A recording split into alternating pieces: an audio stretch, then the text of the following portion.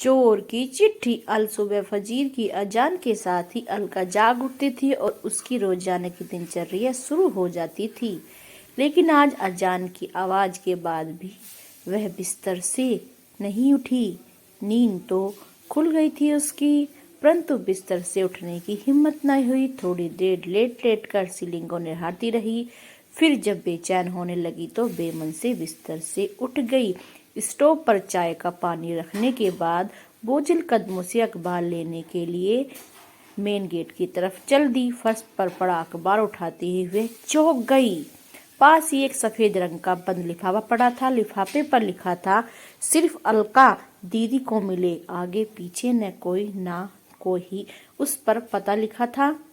डाकघर की सील भी नहीं थी। इतना तो तय था कि कोई व्यक्ति खुद यहाँ लिफाफा डालकर गया है, लेकिन कौन और क्यों? इसी उधेड़बुन में जिज्ञासा हुई और तुरंत लिफाफा खोलकर देखा तो एक चिट्ठी रखी हुई मिली। चिट्ठी हाथ में लेकर कुछ पल सोचती रही कि इसको पढूं या फेंक दूं, मैं क्या करूं? न जाने किसने लिखी है और इस तरह रहस्यमय तरीके से चिट्ठी भेजने का क्या मतलब है? बिना पढ़े फेंक दी तो हजारों सवाल जहन में कोलाहल मचाते रहेंगे। एक झटके में उसने चिट्ठी खोलकर पढ़ना शुरू कर दिया। प्यारी दीदी नमस्कार, मैं ही वो बदनसीब चोर हूँ जिसने 3 दिन पहले आपके घर में सेंध मारी 1 लाख रुपए की नकदी और सोने चांदी को आभूषणों पर हाथ साफ किया। अलका को काटो तो खून नहीं। पहली लाइन पढ़ते ही अलका का चेहरा गुस्से से तमतमा गया। पिछले 3 दिनों के दौरान हुई घटनाक्रम तेजी से आंखों के सामने घूमने लगा। मैं जानता हूँ मेरा ये इकबाल जुर्म आपकी गुस्से को 7वें आसमान पर ले जाएगा और थोड़ी हैरानी भी होगी कि एक चोर आपको चिट्ठी लिखने की हिम्मत कर रहा है। आपका गुस्सा होना बेहद लाजमी है। आपके जीवन भर की जमा पूंजी चुराकर मैंने आपके परिवार के हर सदस्य के सपने का हरण किया है। कल यानी घटना के अगले दिन आपके घर में हुई चोरी की खबर अखबार में तो पढ़ी तो बड़ी शर्मिंदगी महसूस हुई, अफसोस भी बहुत हुआ। मेरी इस करतूत से आपकी शादी निरस्त हो गई। जो अगले महीने तय थी वो निरस्त हो गई। ऐसा लगा मानो जिस बहन की शादी का सपना मैं बरसों से देख रहा था, आज उसी बहन का नया संसार बसने से पहले मैंने खुद ही अपने ही हाथों से उजाड़ दिया। जी हाँ अलका दीदी, मेरी एक बड़ी बहन है दिशा। परिवार में हम 3 लोग ही हैं, मेरी माँ और दिशा और मैं। अपना दुखड़ा सुनाने से पहले मैं कुछ कह देना चाहता हूँ। दरअसल मैं वैसा चोर नहीं जैसा आपने सोचा होगा।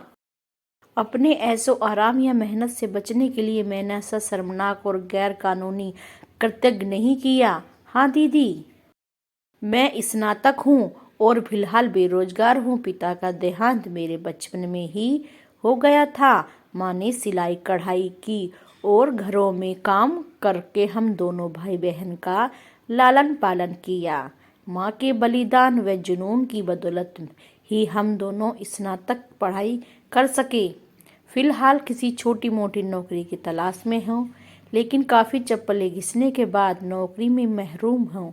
बड़ी बहन की उम्र शादी की लायक हो गई है।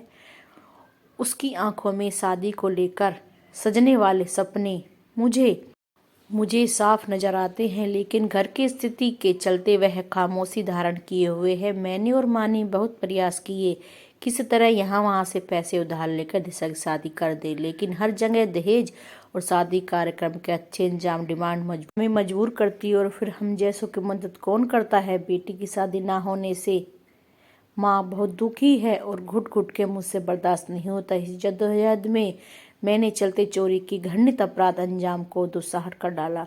करीब 10 दिन अलग अलग घर की करने के बाद आपके सूने घर में चोरी का मौका मिला। आपके घर से लाखों का सामान चुरा लिया। मैं खुश था, अब धूमधाम से दिशा का विवाह कर सकूंगा, उसके सपने पूरे हो जाएंगे। साफ है कि चोरी की बात मैंने न माँ को बताई थी और न ही बहन को, उनसे जिक्र भी नहीं किया। हाँ इतना भर जरूर कह दिया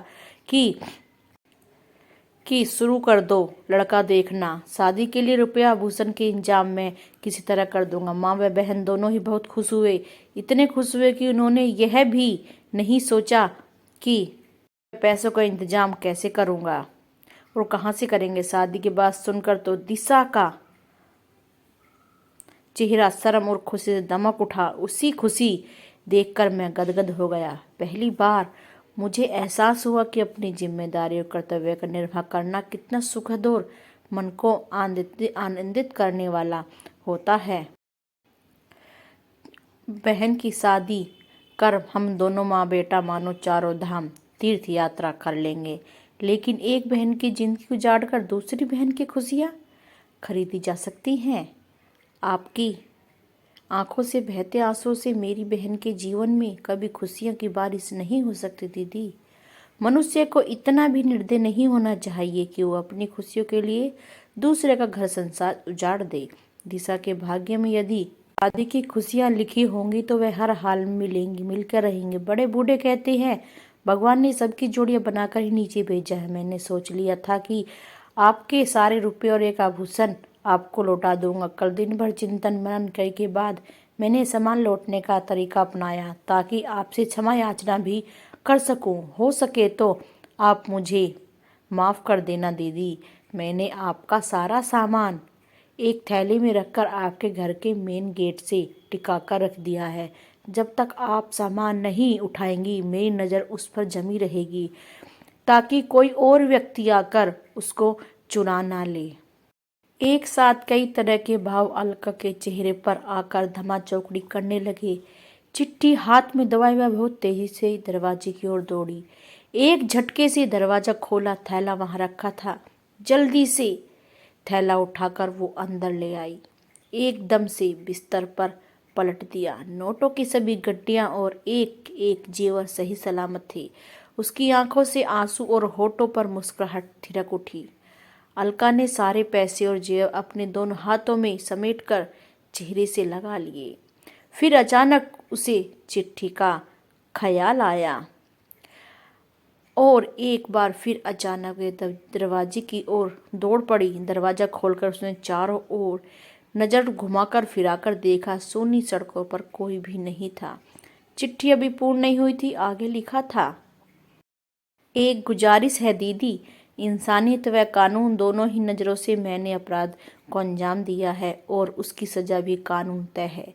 एक न एक दिन कानून के लंबे हाथ मुझ तक पहुँच ही जाएंगे। मेरे जेल जाने के बाद माँ और दिशा की ज़िंदगी एकदम बर्बाद हो जाएगी।